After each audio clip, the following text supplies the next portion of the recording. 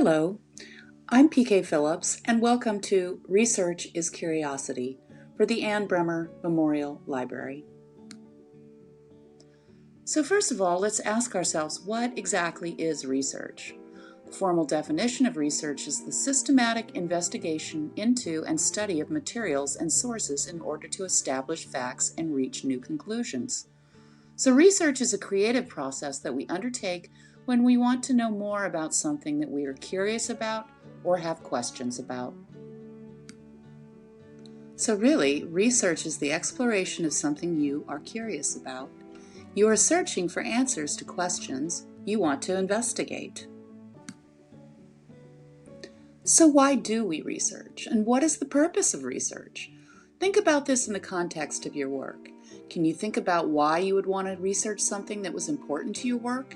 Maybe you have a question about a technique or material that is used in a particular type of art practice. Or maybe you have questions about what other artists have used your ideas in their work. Maybe you're curious about political events because you want to make a statement about it in your work.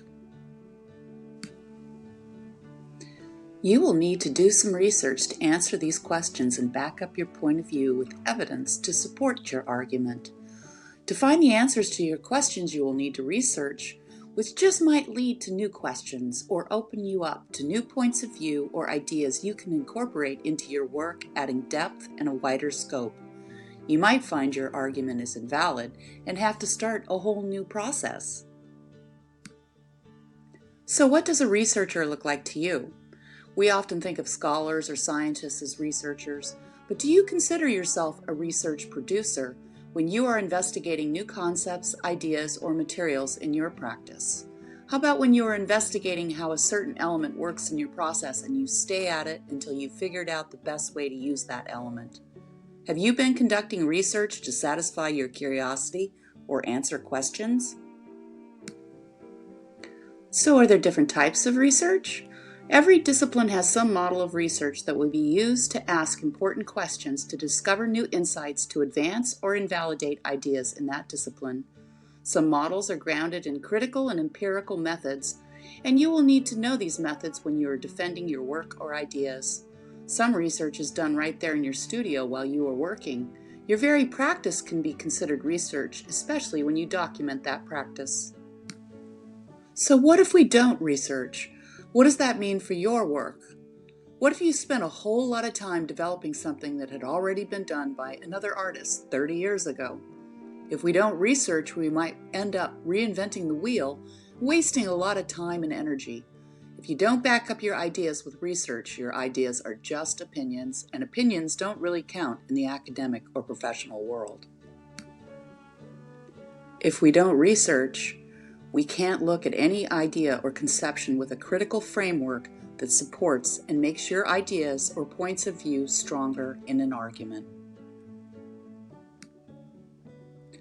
The library is the first place you can go to satisfy your curiosity or find the answers to your questions through research.